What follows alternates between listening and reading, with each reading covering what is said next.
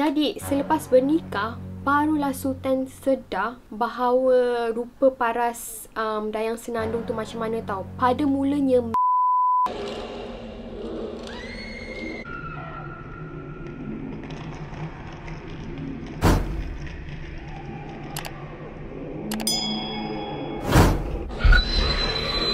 Hai, Assalamualaikum. So macam biasa, jangan lupa tekan butang like untuk video ni and jangan lupa subscribe untuk sesiapa sahaja yang baru datang ke channel I.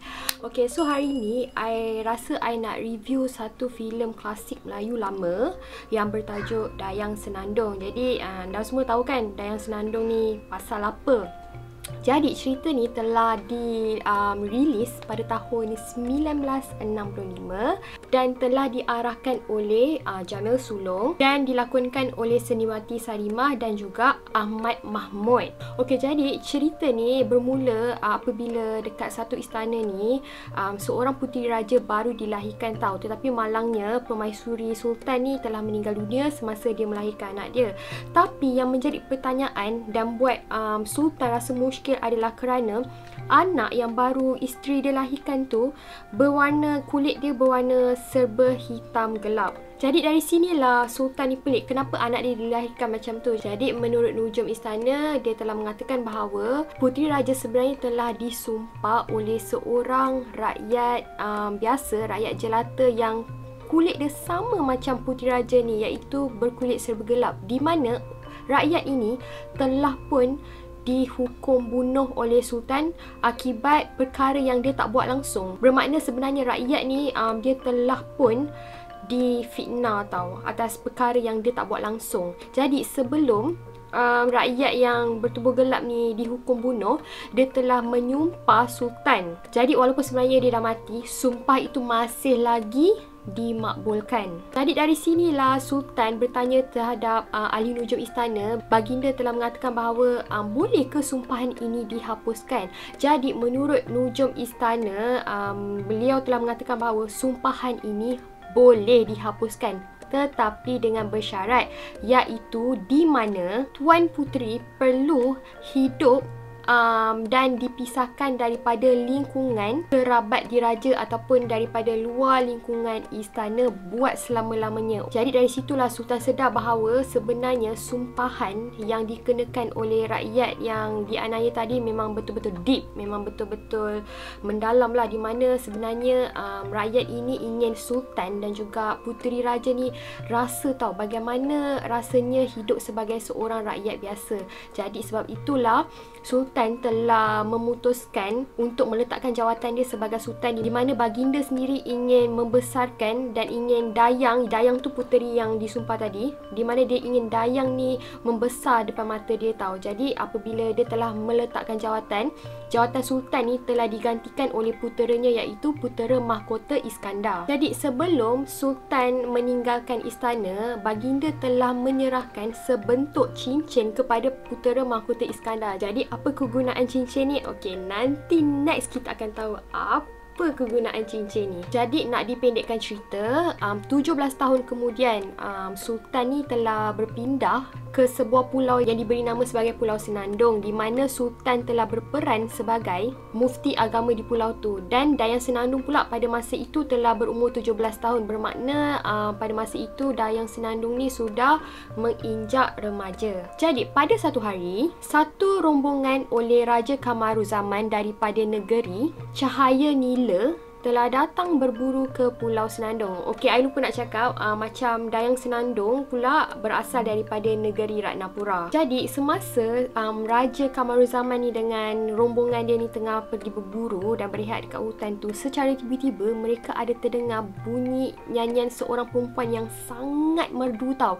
Oleh sebab itulah, disebabkan suara perempuan ni sangat menarik, suara perempuan ni telah menarik perhatian Raja Kamaruzaman untuk melihat siapakah gerangan suara wanita ini. Jadi masa mereka sedang mencari-cari tu, akhirnya mereka ternampak ada satu tembok yang sangat tinggi. Jadi tembok yang sangat tinggi ni telah menghalang mereka daripada melihat siapakah gerangan wanita yang ada suara merdu ni. Pada masa itulah Datuk Malik, iaitu orang Raja Kamaruzaman ni telah memberikan satu idea bernas di mana beliau telah menyuruh orang-orang Raja Kamaruzaman iaitu Kecut, Kurus dan juga Bujang untuk menyelidiki siapakah gerangan perempuan yang bersuara merdu ni dan siapa pula keluarganya. Jadi selepas ketiga-tiga orang ni selidik siapakah gerangan suara wanita yang bersuara merdu ni, akhirnya ketiga-tiga orang ni telah menghadap Raja Kamaruzaman di mana mereka telah mengatakan bahawa suara merdu ni adalah kepunyaan seorang wanita yang bernama Dayang Senandung. Jadi wanita ini bukan sahaja pandai bernyanyi, malah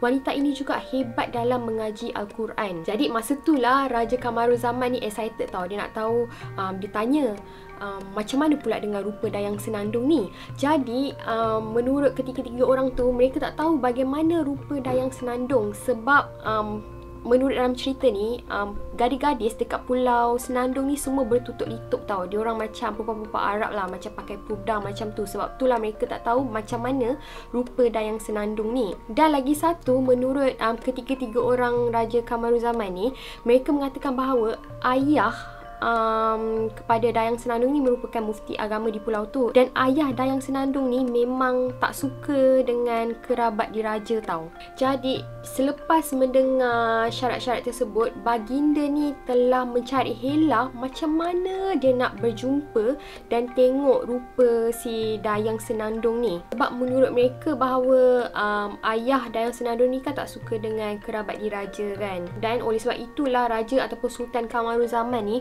telah mengambil keputusan untuk menyamar sebagai seorang saudagar menjual kitab agama, di mana kitab-kitab ini baginda dapat daripada semenanjung tanah Arab. Maka bertemulah saudagar Kamaruzaman ni dengan mufti agama iaitu bapa kepada Dayang Senandung ni lah. Tetapi malangnya, walaupun beberapa kali saudagar Kamaruzaman ni berjumpa dengan ayah kepada Dayang Senandung ni, tapi masih lagi Sultan ataupun saudagar ni tak dapat bertemu dengan Dayang Senandung tau. Jadi disebabkan sifat ingin tahu dan juga disebabkan Sultan Kamaruzaman ni telah jatuh cinta dengan suara Dayang Senandung ni, lantas dia telah mengambil keputusan untuk melamar Dayang Senandung. Pada mulanya ayah Dayang Senandung ni macam tak setuju tau apabila Dayang Senandung ni dilamar oleh saudagar. Dia siap cakap lagi dengan Sultan Kamaruzaman ni, dia cakap, anak saya ni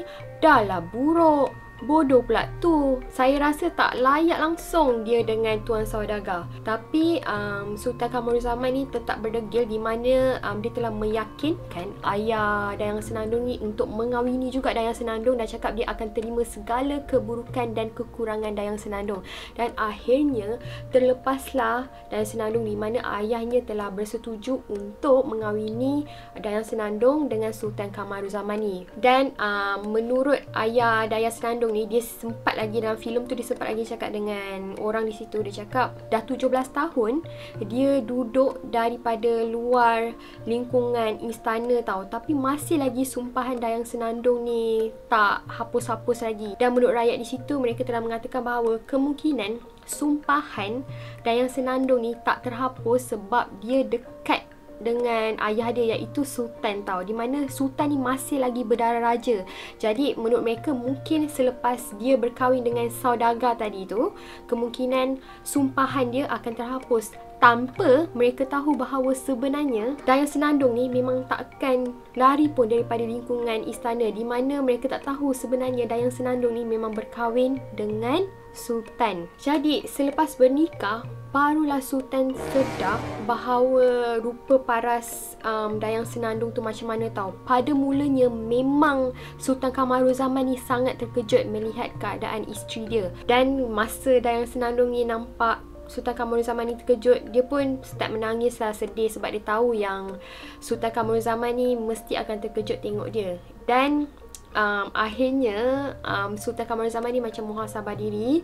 Dia cakap dia ingat balik dengan janji-janji dia dekat ayah Dayang Senandung ni, di mana dia akan terima segala keburukan dan kekurangan anak dia. Jadi akhirnya Sultan Kamaruzaman ni dia reda dengan ketentuan ilahi dan akhirnya menerima Dayang Senandung seadanya. Jadi selepas itu Sultan Kamaruzaman dan juga Dayang pun berlayarlah pulang ke Cahaya Nila baginda untuk mengisytiharkan perkahwinan baginda. Jadi setibanya di istana, alangkah terkejutnya Dayang Senandung ni apabila barulah ditahu rupa-rupanya suami dia ni bukanlah seorang saudagar, tetapi beliau merupakan seorang sultan di Cahaya Nila. Manakala bonda Raja Kamaruzaman ni, iaitu Raja Ampuan pula, apabila dia melihat Dayang Senandung, dia sangat tak merestui dan sangat tak suka tau dengan Dayang Senandung ni. Di mana menurut beliau, Dayang Senandung ni bukan sahaja tak cantik, malah dia bukan berdarah raja lagi. Dia pelik macam mana anak dia boleh nak kahwin dengan Dayang Senandung ni. Raja Ampuan ni siap bandingkan lagi Dayang Senandung dengan bekas tunang Raja Kamaruzaman, iaitu Puteri Mawarni yang jauh lebih cantik dan lebih jelita lagi daripada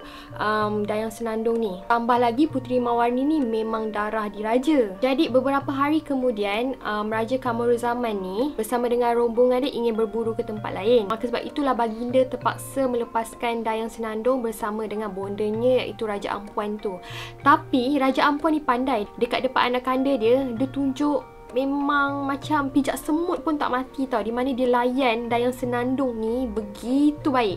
Tetapi dekat belakang Raja Kamaruzaman ni, dia bersikap sangat zalim terhadap Dayang Senandung ni, di mana dia telah melayan Dayang Senandung ni macam hamba abdi tau. Dayang Senandung ni tak dianggap langsung macam permaisuri di istana. Dan nak dijadikan cerita, sepanjang Raja Kamaruzaman ni tak ada dekat dalam istana, memang Dayang Senandung ni hidup macam hamba abdi tau. Tambah pula pada masa yang sama, dia memang tengah sarat mengandung. Jadi pada satu hari, masa dia tengah sarat mengandung ni, dia rasa macam dah tiba masa dia untuk bersalin. Jadi dia telah merayu terhadap bonda dia untuk memanggil bidan istana. Tetapi bonda dia ni langsung tak kesiankan si Dayang Senandung ni. Dia siap halau lagi Dayang Senandung daripada istana. Dan daripada situlah Dayang Senandung cakap yang dia tak tahan lagi, lebih baik bonda dia bunuh sahaja dia.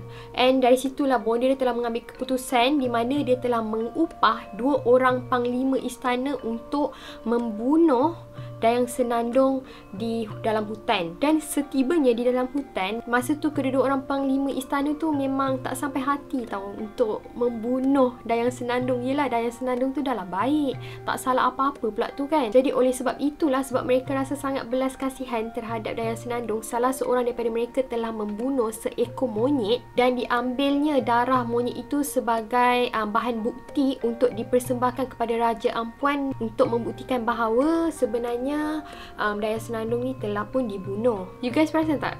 Ini macam cerita apa? Ni sebiji macam dalam cerita Snow White. Cuma beza dia, Snow White tu mak tiri yang minta pengawal dia bunuh. Kalau ni mak mertua yang minta pengawal dia untuk bunuh puteri raja. Jadi setelah pengawal-pengawal ni mempersembahkan bukti bahawa mereka telah membunuh Dayang Senandung, maka Raja Ampuan ni telah menitahkan seluruh pekerja dan juga pegawai istana untuk menyimpan rahsia bahawa sebenarnya Dayang Senandung ni telah mati dibunuh. Beliau telah menyuruh seluruh isi istana ni untuk memberitahu dekat Raja Kamaruzaman bahawa Dayang Senandung ni mati akibat melahirkan anak, dan anak dalam kandungan dia juga turut mati. Jadi sementara dekat dalam hutan pula, masa tu Dayang Senandung ni memang seorang-seorang kat dalam hutan, dan pada masa yang sama dia telah melahirkan seorang putera seorang-seorang tau dekat dalam hutan. Dan dengan kuasa Allah SWT, selepas dia selamat melahirkan putera dia tu, secara tiba-tiba kulit dia telah bertukar menjadi cerah. Dan daripada sinilah telah menunjukkan bahawa sumpahan rakyat yang berkulit gelap tersebut telah pun terhapus. Hal ini terjadi kemungkinan kerana saat Dayang Senandung melahirkan zuriat dia, dia telah melahirkan zuriatnya di luar lingkungan kawasan istana. Sebab itulah akhirnya sumpahan dia ni telah terhapus. Jadi tak lama kemudian, ketika Dayang Senandung ni tengah menyanyikan lagu untuk anak dia di dalam hutan tu, pada masa tu suara nyanyian dia ni telah menarik perhatian rombongan Sultan Iskandar daripada Ratnapura ni, di mana rombongan Sultan ni tengah berburu lah dekat dalam hutan tu. Jadi masa Sultan Iskandar ni cari empunya suara tu, baginda telah nampak seorang wanita tau yang sedang mengandung anak. Dan dari situlah bila dia mendekatkan diri dekat perempuan tu, dia ada ternampak cincin yang dipakai oleh Dayang Senandung ni sebiji sama macam cincin yang telah diberikan oleh bapa dia 17 tahun lepas. Dan daripada situlah dia tahu bahawa oh, inilah Dayang Senandung, adiknya yang telah disumpah pada masa dahulu. Maka dari situlah ada adegan jejak kasih semula. Jadi pada masa tu Raja Iskandar ni bertanyalah dekat Dayang Senandung, macam mana Dayang Senandung ni dengan anak dia boleh berada dekat dalam hutan kan.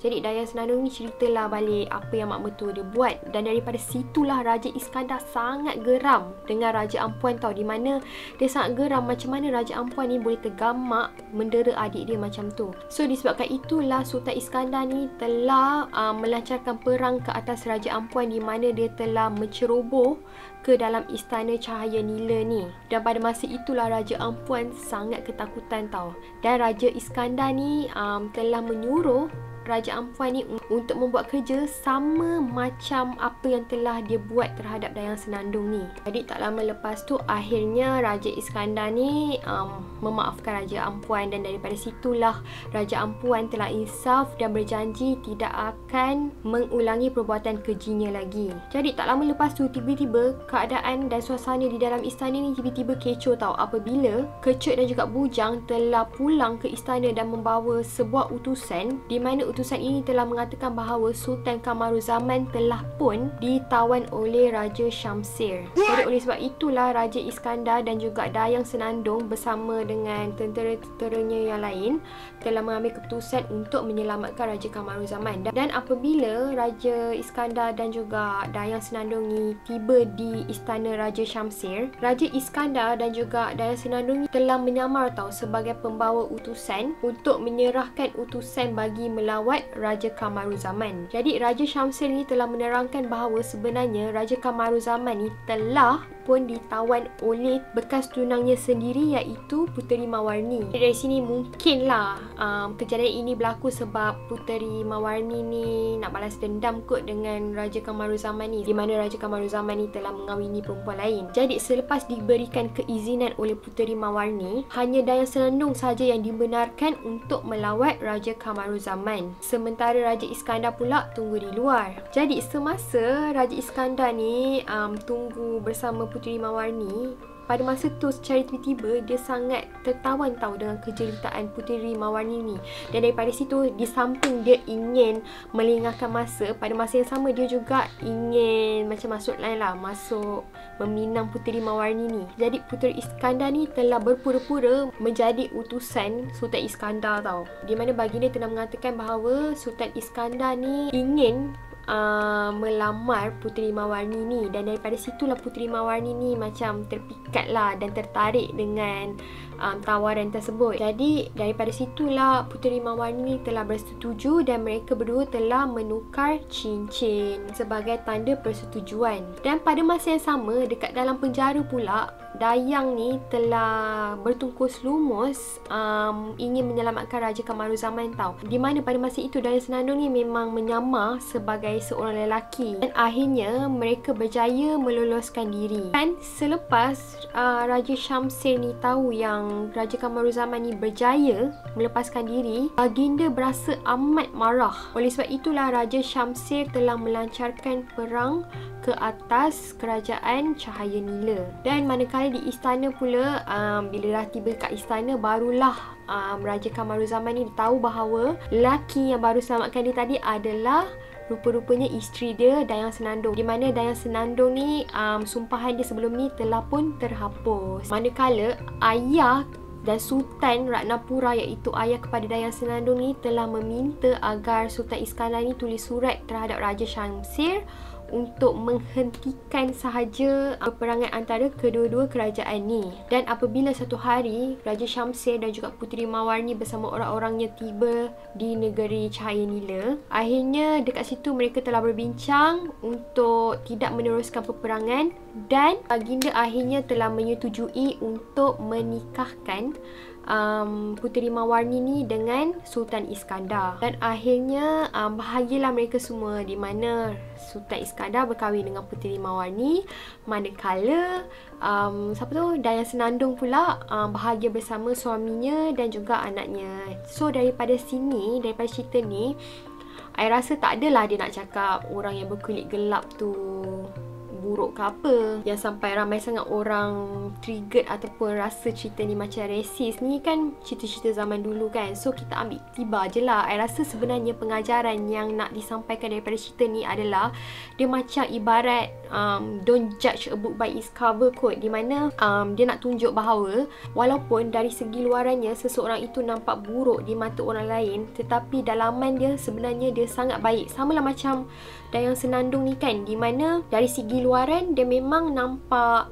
buruk di mata orang, tapi dalaman dia sebenarnya dia sangat baik, dia pandai mengaji, dia ada suara yang sangat sedap. Dan cerita ni juga menunjukkan bahawa sebelum ni, di mana Sultan yang kemungkinan membuat keputusan terburu-buru akhirnya disebabkan anaknya telah disumpah, dia pun telah bertaubat, di mana dia pun berpindah ke sebuah pulau dan menjadi seperti rakyat biasa dan mendalami ilmu agama dan akhirnya telah mendekatkan diri dengan Allah. Okay, so sampai situ sahajalah cerita I. Thank you so much kepada yang dah tengok sampai habis. See you again.